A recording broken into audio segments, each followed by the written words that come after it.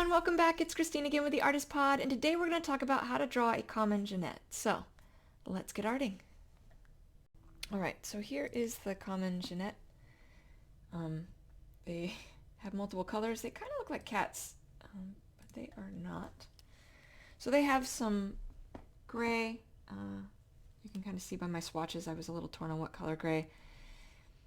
I opted to go for a warmer gray instead of a cooler gray. So that's what we'll be doing.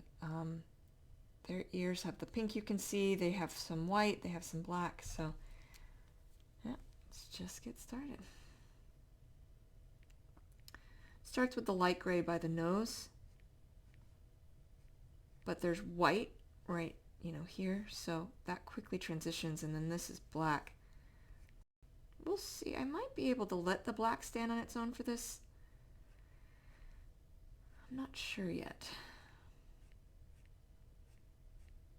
There might be too much information in the black, but sometimes if there's just enough information elsewhere outside of it, we can pull it off, but we'll have to see. There's also some darker gray. Sometimes they appear brown, which is also why I decided to go with the warmer gray. So I'm also still debating on if I should mix in a little bit of brown into the color.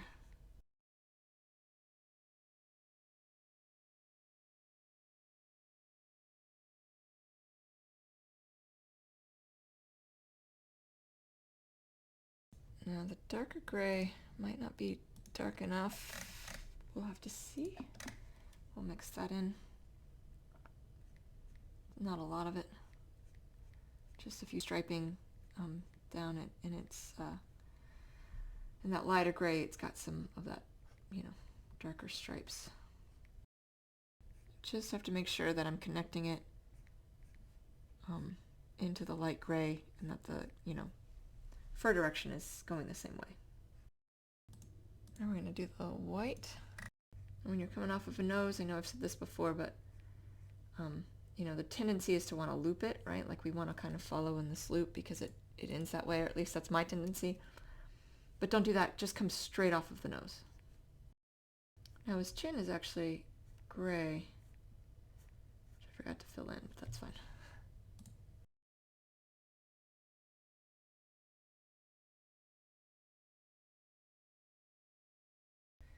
I think I am going to have to mix in some of the gray into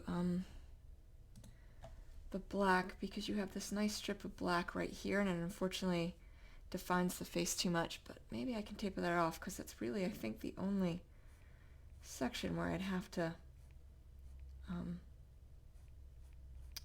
do something. So maybe just kind of lightly bringing it in, but for now I guess I'll just go ahead and pull it in. Maybe the same is true around the eye, because you're going to have all that, like a black around the eye itself. That might make that a little harder to distinguish where the eye is without adding in.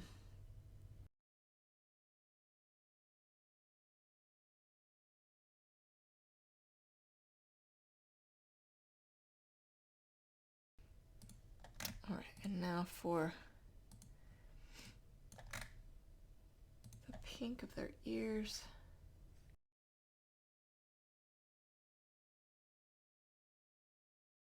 All right, now they have some hair here.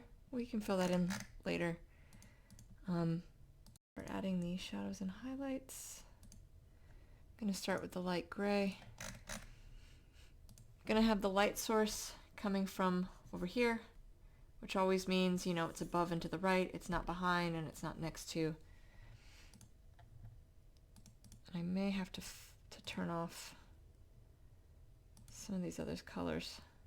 The dark gray, when you've lightly drawn it on, the dark gray is almost the same color. I think I might be able to see it, but it's close enough. It's going to be easier to do without it. And this would just be, full pin pressure. And just layering it up.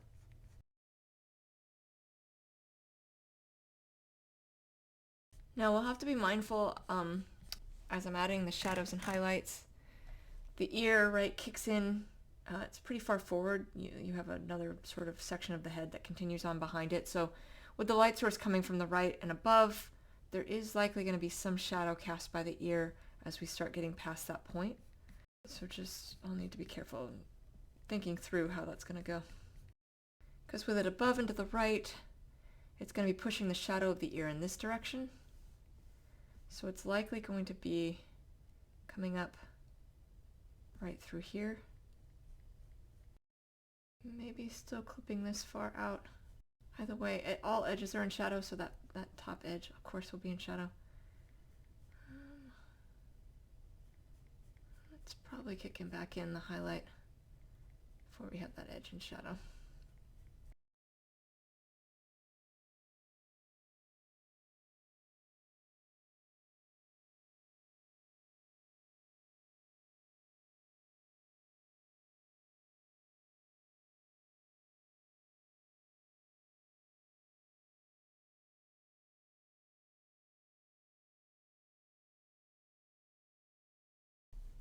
And just like always, all edges are in shadow, even the side on the light source. So even though this side's on the side of the light source, it's still in shadow.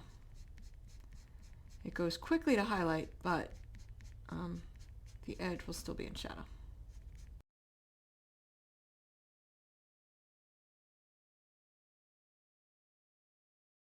Now we're going to get the white done, and then we'll jump into that dark gray.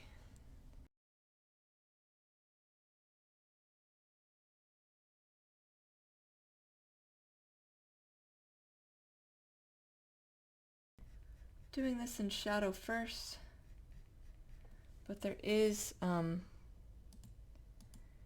to be a little bit of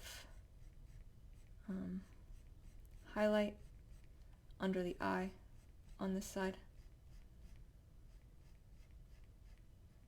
Doing it first in shadow just to get it set, and then I'll add the highlight.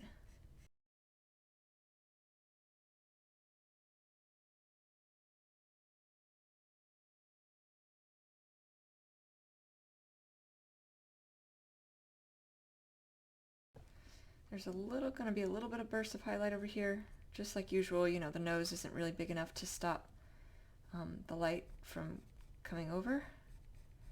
So because this is puffed forward, this would often have a little bit of a highlight on the cheek. In some cases it's dark gray, and in some cases it's black, so that's going to depend on how we're going to draw this in. Or if the dark gray's dark enough to actually stand out, then I might have to lessen up what I am doing. It's too close to the color, so I'm just going to lighten up my pen pressure.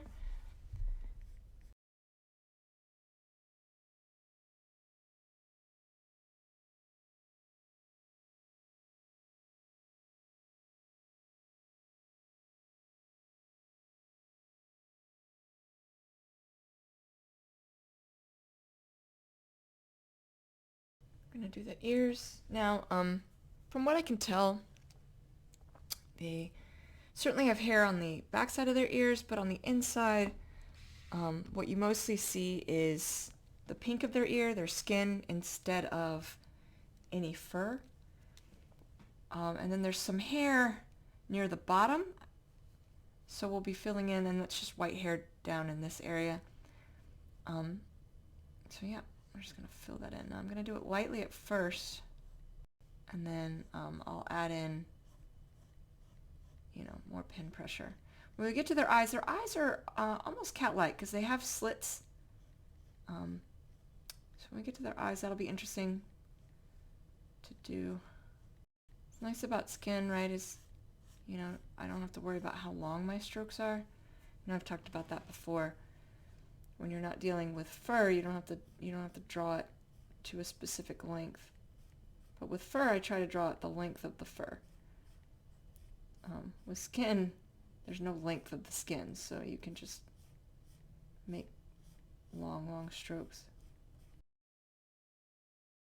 The downside is because it's skin, I'm being a little bit more careful on the edge. You know, with fur it doesn't matter if it comes up a bit. And while it doesn't have to be perfect, it needs to be closer than if I were doing it with fur.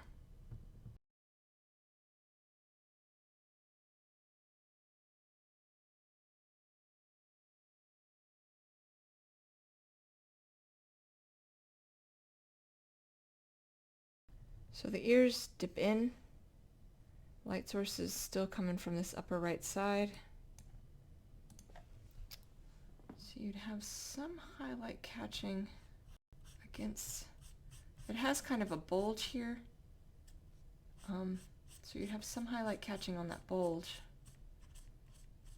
where it's sticking forward, catching the light. And then you'd have it as it fades into the ear, right? So you have a bulge that would follow that line in. As it comes to the back side, it's going to fade out, right? Because this is away from the light source. Just sort of tapering it out. The light would backlight it potentially. Otherwise, it'll be in shadow. And with the light coming in, you'd probably have a deeper hit on this side. That's why I'm brightening this up before the ear kind of dips and rounds away. On this side, you're going to get the back edge that's going to be catching that light of that bulge and it going into shadow on the inside edge. Because as it bulges in, that's bulging, that it rounds away from the light source. And then you'd probably be kicking up some light, just like on this side we're kicking it up on this side, we'll be kicking it up on this side. I want to make sure that this hair is coming up and over where the pink stops. So it's really important to make sure that it doesn't leave a black gap unless I was, sometimes you can if you're indicating it's descending into blackness in the ear, which sometimes you can. With their ears, we're going to have it coming up and over. So we won't really create a recess. A recess will just be behind the hair. I think you can probably see it. It really depends on the animal. For them, it looked like a mixed bag. In some cases you could, some cases you couldn't, so we're going to have the hair come up so that you can't.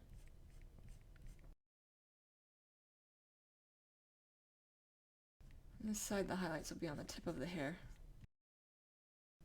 And on this side, the highlights will be kind of in the middle.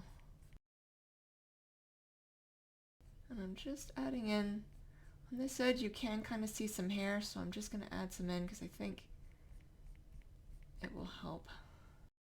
Not a lot, just sort of a smattering. It will help indicate that this is a bulge too. Now we'll do the nose. Right down by the nostril there's going to be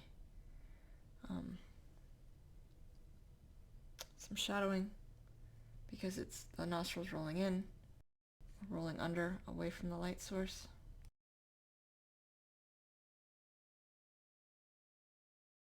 Now, their eyes are brown and their pupils are slits. Sometimes I find it easier, if I'm going to do that, to instead draw a circular pupil just to get placement and everything else right, because once you start changing the shape, until you're familiar with it, I find it just easier to do that. I don't draw a lot of slits as eyes, so it just helps me to do it this way. And then in theory, what's really going to happen is it's going to pull down this way.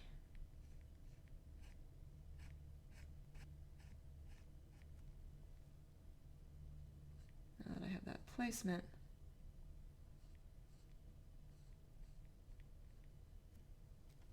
I can get that. When I erase, I don't often use the eraser because erasing just lowers the opacity So I typically will select like this and delete so that it 100% erases it, and then we'll draw it in from here. You know, just like anything, all of this with art, you know, when the more you do something, the easier it gets, but that's not just for muscle memory, it's for how familiar we are with drawing something.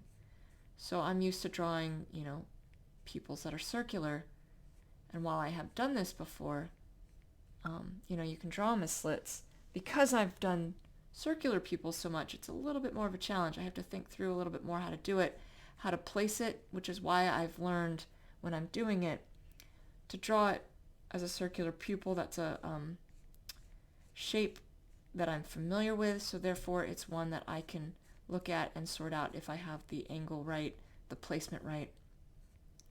But all of that's kind of very similar to muscle memory. You know, I can draw a circular pupil in an eye, and usually I can do it and have it looking at you. You know, I know where to place it because I've done it a lot. So it's just one of those things. The more you do it, the easier it gets. And it's true not just for the actual act of drawing, but the placement of things. You know, you get better and better at sort of eyeballing it. Eyes were something that I practiced a lot. It was something I drew over and over again as a kid, particularly because I doodled a lot in the margins of my paper when I was taking notes as a kid. So I would draw eyes just over and over and over again. And that practice really adds up. I'm going to bring this up a little bit more. So there's not so much black space because it's a slit. We have a little bit more flexibility to dip into some of the space before we start making it look kind of shocked. Same rules apply as any other eye though. You know, as you bring it down, angle it in a semicircle, you know, this way, not this way. So you want to kind of follow the edge that the eye makes as you bring it down, because the idea is that the eye is casting a shadow. Bring this up just like we did on the other side and do the same thing. And it doesn't have to be 100% perfect because it goes into shadow there, but it'll look better overall. And don't bring it straight out. Again, it just won't look right. It's just something I've learned over time.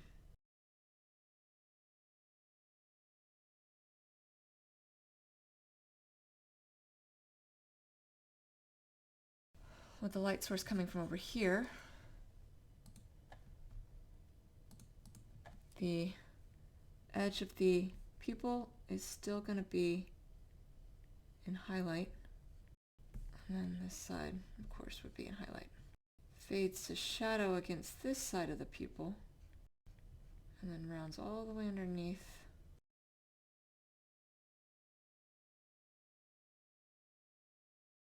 We're going to do the same thing on this side.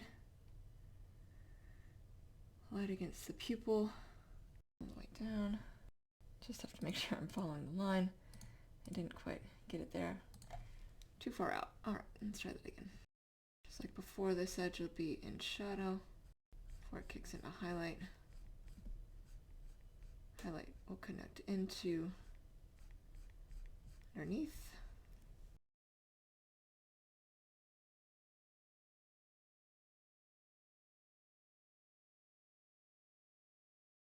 And one of the most important things is the light flare. You know, despite the slits, you would still have potentially a circular light flare. It depends on your light source. So just because he's got slits in his eyes doesn't necessarily mean that he will,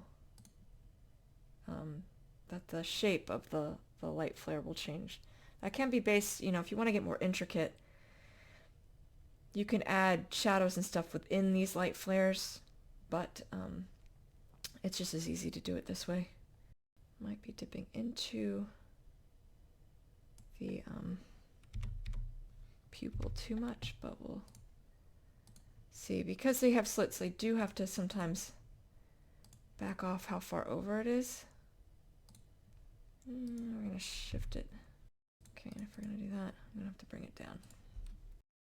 I'm actually going to go back in, shift some of this with that little light flare. It makes it look like it's dipping. So I'm just going to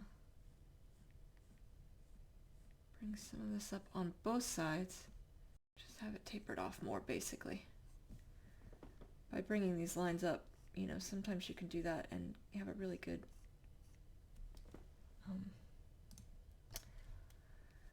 look of how it's tapered in into like a recess, right? So try to mimic that. Just bringing them up, not very heavy and obviously very sparse. We'll do the same on this side. You don't want them to be like uniform, you do want to add a little bit of variation. So they don't need to be that thinned out.